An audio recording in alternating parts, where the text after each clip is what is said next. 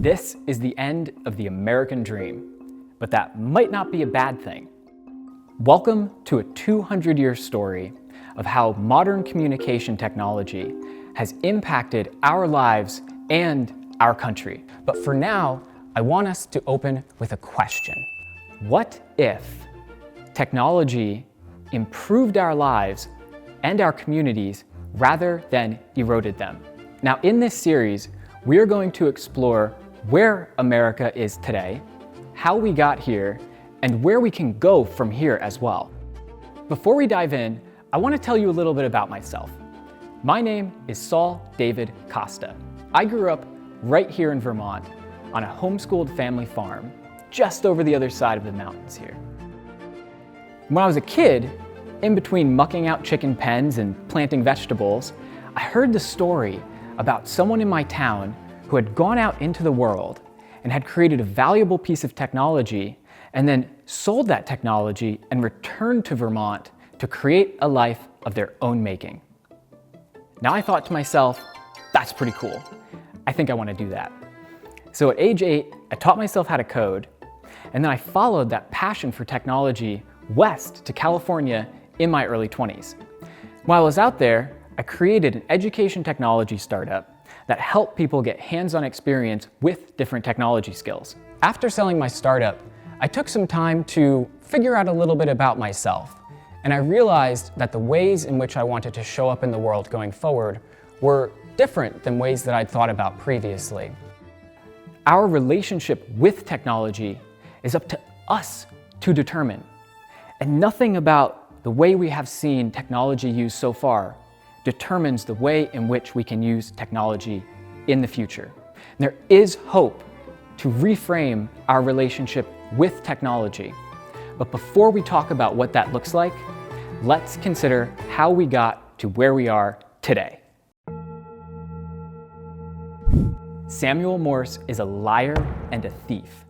Now, let's rewind 200 years to the mid-1830s when Samuel Morse stole the electric telegraph from a Vermont blacksmith named Thomas Davenport. Before I provide the evidence for that, let's talk a bit about who Tom, as his friends called him, was.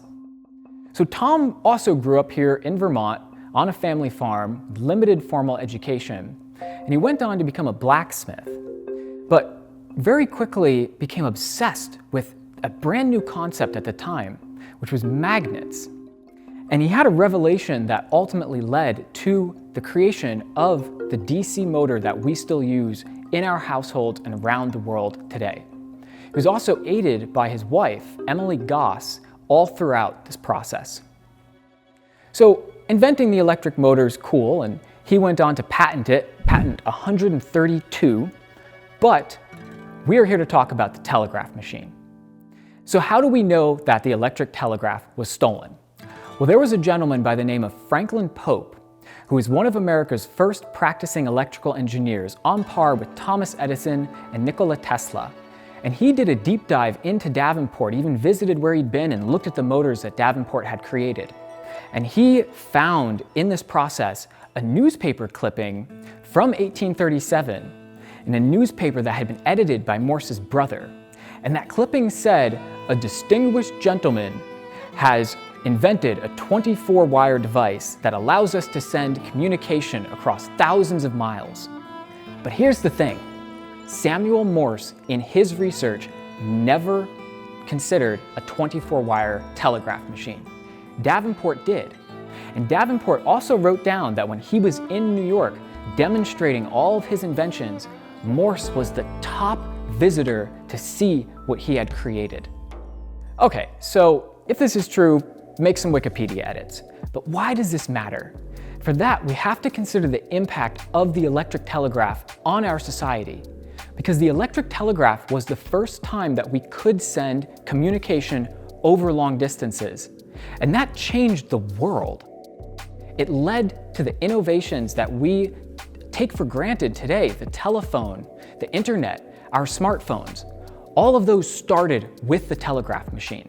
So what did the world do with this modern communication technology and what was built on top of it? We're going to explore that next, but let's just say that you can't drop bombs from far away if you can't communicate over long distances. Long-distance communication technology gave humanity the chance to do anything we wanted. So what did we do? Well, perhaps unsurprisingly, given that the telegraph machine was brought to the world shrouded in lies and thievery, it wasn't so great. The ability to communicate across long distances enabled us to go to war on a global scale, which we did, and then did again. There were also wartime systems that this technology enabled, like propaganda, the ability to communicate a message to a lot of people very quickly. It's very crucial to the development of these wars. But once the wars ended, we all got together and we said, you know what? Let's play with money instead of bombs. So we wired up the financial networks within the world and got to work playing the game of capitalism. But that wasn't enough, and we decided to use this communication technology to spy on people with satellites, how they engage online, how they're spending their money. So these things were already happening in some capacity, but the ability to communicate long distances accelerated each of these systems: modern war and propaganda, financialization, surveillance. And the result of that has been a lot of harm to us as humans, to our world, and ultimately to America. We're all wondering if America is going to collapse. I think yes. It is clear that everything is falling apart in America. And that is scary and comes with a lot of uncertainty. The reason that America is going to collapse is because it used communication technology in all the wrong ways. America was really the first country to ever be able to fully capitalize on and utilize mass communication technology. They did this in a big way during the two world wars, but after those world wars ended, they did two particular things. Number one is they financialized the world around the US dollar by setting up organizations like the IMF and the World Bank. The second thing that they did is they maintained a wartime economy and merged power with money and created the military-industrial complex. Unfortunately, as with many things, greed stepped in and took over. The result of this is the world that we live in today, with a massive amount of debt, with ridiculous amount of government spending, and with a very select group of people getting to benefit from all of this growth. America isn't the only empire to have done something like this.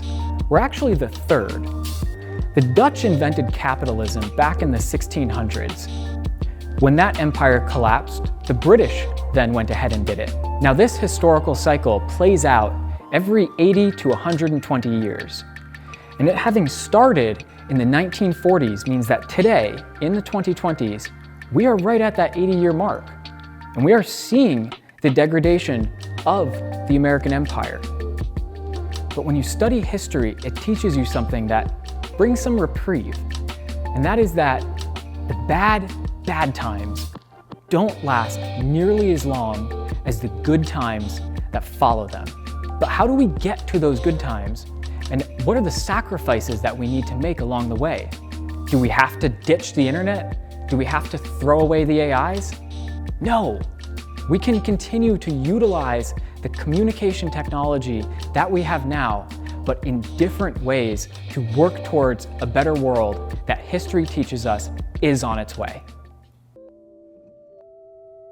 So is technology actually the villain? To answer that question, we need to go back to Tom's story in the 1830s, right here in Vermont, when he saw a magnet for the first time and realized that it could be used to create perpetual motion. Now, after he had that inspiration, his very next thought was how to bring it to the world in good ways and how to replace existing systems that were causing harm with this new technology. Now, technology, like many things, is not intrinsically good or bad. It all comes down to how we use it. We can use long-distance communication technology to post funny cat pics online, and to stay in touch with our family, and to absorb information at levels never before conceived. But does any of that matter if the fundamental ways that we use communication technology have such a detrimental impact on our lives, on our communities, and on our natural world? So if we want to reframe our relationship with technology, we have to start with a very fundamental question. How can we use tech differently? Now, this is something that I spent quite a bit of time thinking about, and to answer that question, we're going to jump back to my story, and I'll tell you exactly where I ended up in pursuit of an answer. In 2022, I started to realize just how much I missed Vermont and all of the beautiful nature that's present here. So I started spending a lot more time here. And as I did that, I realized that there had been significant shifts in the environment over the 10 years that I had been gone. There were ticks everywhere, which had never been the case before. Massive floods were wiping away Vermont communities. And there were weeks of days hotter than anything we had ever seen when I was a kid here. So I thought, how can I be a part of the solution? So I started studying, and I chased down historical texts and economic books and philosophical thought. And over a year and a half, started to piece together a lot of concepts and a lot of conversations around this idea of, hey, what if this was the moment when we got together and we changed the world? But I didn't want those to just be questions. I wanted to see that translated into reality. So in 2023, I founded a nonprofit technology startup called Shock that asked the question, what if we applied technology to social issues in meaningful ways? The core philosophy of tech development at Shock is that we should be building tools that help get people off of their phone and back out into the real world. That technology should reflect back the best of humanity and not try to take from us. So we found something. It's a simple piece of technology that we're really excited about. And I'm going to tell you the story, which is too wild to make up, of exactly how that technology showed up at Shock. This is the story of how we discovered Bee. In 2024, I came to Vermont and I spent a day completely engulfed in nature, just drifting through fields of bees and flowers and streams, completely integrating myself with the natural world. I was also in an altered state of mind. That night, I went to sleep. I didn't sleep really well. So I woke up the next day and pretty quickly took a nap. And during that nap, I had a dream. And the dream was about an app called Bee that helped connect people within their communities in ways that we have not seen yet. So Bee is a community bulletin board in your pocket, but on a map. And this place-based element is what makes it super easy to find volunteer activities and community building events right in your backyard. Bee is a simple tool. It's as simple as the tool that Tom built 200 years ago that could send communication across long distances. But sometimes simple tools, especially the ones that are obvious in retrospect, have the potential to change the world. And we believe that the Bee app might just be one of those tools. Now, the Bee app is honestly a pretty simple innovation. It's just taking data that already exists and putting it on a map so that it's really easy to find. But the end result that we are driving towards with Bee is the creation of the community that we have lost and the identification of the common ground that does exist between us. We need to use our tech, but we need to use our tech less and spend more time in the real world with each other. And that is what Bee is for. So if you're in Vermont and you're looking for ways to build community and to be a part of the community that already exists, I hope you check out the Bee app and find some volunteer activities on there or host a volunteer event. If you're not looking to volunteer or to host volunteer events, or you're just not in Vermont, there are still some ways that you can join this fun. On our website, joinbee.app, we have a brand new email newsletter that you can sign up for. You can of course follow us on social media and share the content that we and others are posting about Bee, but also just tell a friend. Tell them about Bee. Tell them about this story, and let them know that there's work being done out there to reframe how we use technology in our world today, and that we're putting thought into what tomorrow might look like if we use that technology right. I really appreciate you taking the time to watch this mini-series, and I hope that you learned some cool facts and that it gave you some new questions to go think about. If you like this story, we have more on the way about an exciting partnership that we are joining in with another nonprofit here in Vermont. So stay tuned for that.